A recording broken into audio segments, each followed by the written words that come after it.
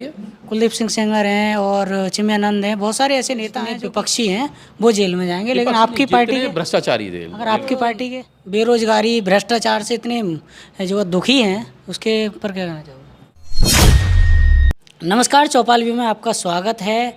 इस वक्त जो हमारे साथ मेहमान बैठे हुए हैं, ये भाजपा युवा मोर्चा के पूर्व महामंत्री सौरभ गुप्ता जी हैं। सर, बहुत बहुत स्वागत है चौपाल व्यू में। नमस्कार भैया। सर, क्या लग रहा है, अगले साल लोकसभा का चुनाव है, तो क्या लग रहा है इस लोकसभा में क्या होने वाला है?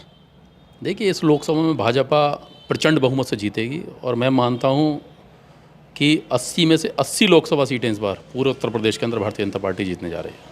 मतलब ऐसा क्या खास कर दिया है भारतीय जनता पार्टी ने? मोदी जी का काम और योगी जी का काम, डबल इंजन की सरकार चल रही है।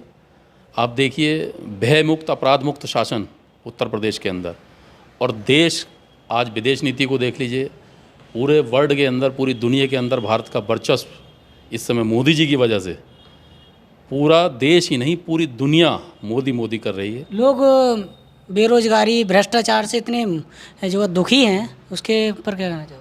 भ्रष्टाचार का इलाज तो मोदी जी कर रहे हैं। देखिए, सरकार को ले लीजिए, दोनों मंत्री जो शीर्ष नेता हैं सारे जेल में हैं। कांग्रेस परिवार को ले लीजिए, दोनों सोनिया गांधी और राहुल गांधी दोनों जमानत पे बाहर हैं। बंगाल में ले लीजिए क्या हाल स्थिति है। मतलब इस समय भ्रष्टाचार के खिलाफ एक मुहिम केंद्र सरकार ने छेड़ रखी है, और वो जितने भ्रष्टाचारी सारे जेल में जाएंगे। मतलब जितने विपक्षी हैं वो जेल में जाएंगे, लेकिन आपकी पार्टी के, भ्रष्टाचारी थे, अगर आपकी पार्टी के साबित कीजिए भ्रष्टाचार, किसी पे आरोप हो बताइए। कुलदीप सिंह सेंगर हैं और चिन्मयानंद हैं, बहुत सारे ऐसे नेता हैं जो कि जिनके खिलाफ जांचें चल रही हैं, उनके खिलाफ जांच चल रही है। सरकार जीरो टॉलरेंस की नीति से काम कर रही है। ऐसा नहीं है अब भ्रष्टाचार अब तक विपक्ष ने किया है। 70 साल तक कांग्रेस का शासन रहा देश के ऊपर, सारे भ्रष्टाचारी कांग्रेस में शामिल थे, और जो कांग्रेस से अलग हुए उन्होंने भ्रष्टाचार अलग किया। तो इस समय जो एक नीति चल रही है, वो मोदी के खिलाफ एक अभियान विपक्ष चला रहा है कि मोदी हटाओ। मोदी को हटाने के लिए सारे भ्रष्टाचारी एक दूसरे को बचाने में लगे हुए हैं, और वो सब एक गठबंधन बनाकर मोदी जी के खिलाफ इस समय एक लॉबिंग कर रहे हैं। और वो निश्चित रूप से आप कहीं भी चले, उत्तर प्रदेश में देख लीजिए, गठबंधन चल पाएगा? लगता है आपको कांग्रेस या बसपा या समाजवादी पार्टी एक हो सकती है कभी? अभी बयानबाजी आपने देखी होगी कांग्रेस के प्रदेश अध्यक्ष अखिलेश यादव के खिलाफ, जो बयानबाजी खूब हुई है। बंगाल में चले जाइए आप, क्या तृणमूल कांग्रेस लेफ्ट एक हो सकते हैं? आप चले जाइए बिहार, चले जाइए, क्या लालू नीतीश मोदी के डर से एक हैं? लेकिन आप देख लीजिए चुनाव के आते आते क्या स्थिति हो जाएगी। नहीं, अगर 2024 में एक हो जाते हैं, इंडिया गठबंधन अगर सफल रहता है, तो किस प्रकार से, मतलब भाजपा किस प्रकार से वो लेगी, सामना करेगी? पिछला लोकसभा चुनाव भी उत्तर प्रदेश के अंदर अगर आप राजनीति को देखेंगे तो मायावती, अखिलेश यादव, कांग्रेस साथ मिलकर लड़े थे। हाँ, वो 3 लोग, मतलब, और उसके बावजूद भी हमने 64 सीटें उत्तर प्रदेश के अंदर जीती। जी, आपके पूरा विपक्ष देश का एकजुट हो रहा है। ये विपक्ष दिखावे के लिए एक साथ है।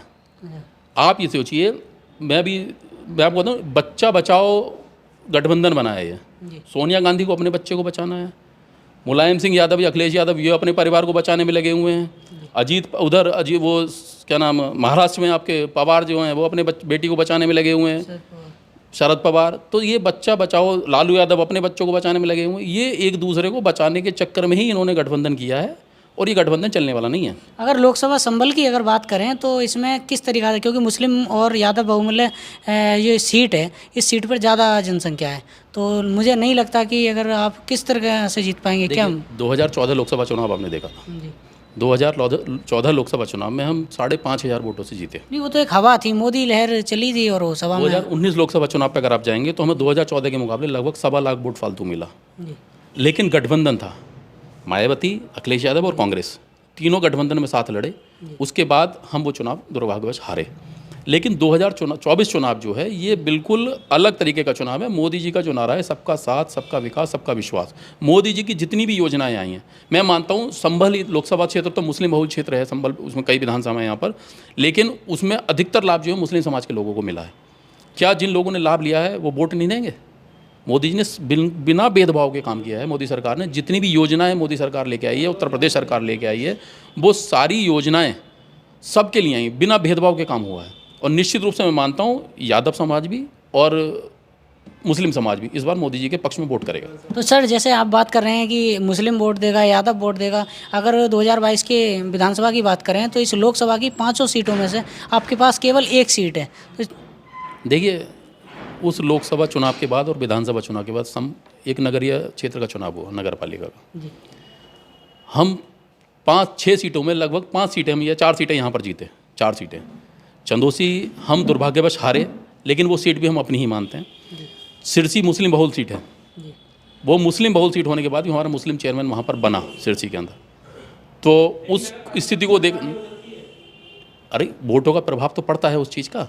अगर मान लो नगर पालिका चुनाव में मुस्लिमों का रुझान भाजपा की तरफ आया है तो निश्चित रूप से इसका प्रभाव लोकसभा में देखने वो को तो मिलेगा। कहीं ना कहीं प्रत्याशी का जो ये जो चुनाव होते हैं कहीं ना कहीं प्रत्याशी के आधार पर होते हैं, इस पार्टी कुछ मायने नहीं। लोकसभा चुनाव में भी प्रत्याशी चयन अगर संगठन ठीक से करता है तो निश्चित रूप से लोकसभा चुनाव हम जीतेंगे।